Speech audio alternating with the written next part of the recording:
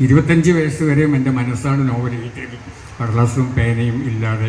പക്ഷെ 25 വയസ്സായപ്പോഴാണ് ഞാൻ നോവൽ എഴുതുന്നത്. പക്ഷെ അന്ന് പോലും എനിക്ക് നോവലിനെ പറ്റി വലിയ അറിവൊന്നുമില്ല. കാലത്തൊക്കെ എനിക്ക് തോന്നുന്നത് മയ്യഴി പ്രതിരങ്ങൾ പോലൊരു നോവൽ എഴുതണമെങ്കിൽ കുറേ പക്വതയൊക്കെ വേണം അതിന്.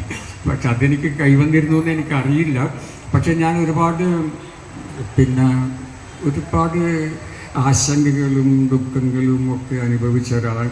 അപ്പോൾ എനിക്ക് തോന്നിയത് നമുക്കൊക്കെ ഒരാശ്രയം എന്ന് പറയുന്നത് പലപ്പോഴും ഈ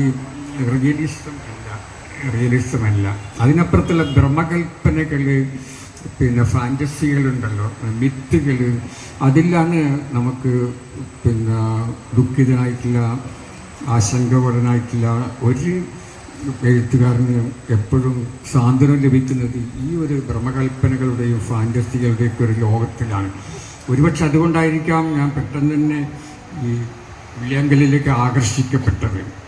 അപ്പം അതിൻ്റെ തുടക്കം എന്ന് പറഞ്ഞു കഴിഞ്ഞാൽ, ഒരിക്കൽ ഞാൻ എൻ്റെ വളരെ ചെറിയ പ്രായത്തിൽ, എനിക്കറിയില്ല, ഒരുപക്ഷെ 5, 6 അല്ലെങ്കിൽ 7 വയസ്സുള്ളപ്പോൾ ഞാൻ അമ്മയോട് ചോദിച്ചതാണ്, അമ്മയെ ഞാൻ എവിടെ നിന്നാണ് വന്നതെന്ന്.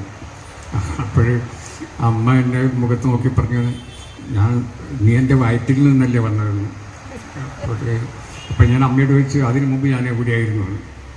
അപ്പം എൻ്റെ ചോദ്യത്തിന് അമ്മക്ക് ഉത്തരവുണ്ടായിരുന്നില്ല. പക്ഷേ എൻ്റെ തൊട്ടപ്പുറത്ത് അച്ഛൻ്റെ അമ്മയുണ്ടായിരുന്നു, നമ്മുടെ മയ്യഴി പ്രതിരങ്ങളുടെ പുറമ്പേമ്മയാണ്. ബ്ലൗസും തൊടില്ല, പുകയിലപ്പൊടി മുക്കിൽ വലിച്ചു. അപ്പം അച്ഛൻ്റെ അമ്മ അവിടെ ഉണ്ടായിരുന്നു. അവർ പറഞ്ഞു, എടാ നീ വന്നത് വെള്ളിയങ്കലിൽ നിന്നാണ്. അതാണ് ഈ നോവലിൻ്റെ തുടക്കം. പിന്നെ ഞാനിങ്ങനെ വെള്ളിയാങ്കലിനെ കുറിച്ച് അന്വേഷിച്ചു. അപ്പോൾ അക്കാലത്ത് മയ്യഴി പുഴയുടെ കരയിലിരുന്നാൽ ദൂരെ നമുക്ക് നിഴൽ പോലെ വെള്ളിയാങ്കല്ല് കാണാമായിരുന്നു. ഇന്ന് കാണുന്നില്ല, അന്ന് കാണാമായിരുന്നു. ഞാനവിടെ അത്ഭുതത്തോടെ ഇങ്ങനെ നോക്കിയിരിക്കുകയാണ്. എനിക്ക് 5-8 വയസ്സ് 10 വയസ്സൊക്കെ ഉള്ളപ്പോൾ ഇങ്ങനെ ദൂരെ നിഴൽ പോലെ കാണുന്ന ഒരു വെള്ളിയങ്കല്ലിനെ പറ്റി ഞാൻ ഇങ്ങനെ അത്ഭുതപ്പെടുമായിരുന്നു. ഞാൻ അവിടെ നിന്നാണ് വന്നത്. ഞാനത് വിശ്വസിച്ചിരുന്നത്.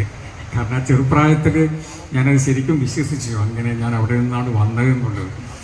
പിന്നീടാണ് അത് ഒരു നോവലായി വരുന്നു. പിന്നെ ഞാൻ അതിൽ കുറേ കഥാപാത്രങ്ങൾ സൃഷ്ടിച്ചു. ഇപ്പം മയ്യഴി പ്രതിരങ്ങൾ ഇത്രയധികം വായനക്കാരെ ആകർഷിച്ചതിനുള്ള ഒരു കാരണം എനിക്ക് തോന്നുന്നത് ഈ വെള്ളിയങ്കല്ലെന്നുള്ള തുമ്പികൾ എന്നുള്ള ആ ഒരു സങ്കല്പമാണ്. അല്ലെങ്കിൽ അത് ഒരു സാധാരണ ചരിത്ര നോവലായി മാറും. മയ്യഴിയുടെ സ്വാതന്ത്ര്യ സമരത്തിൻ്റെ കഥ. അപ്പം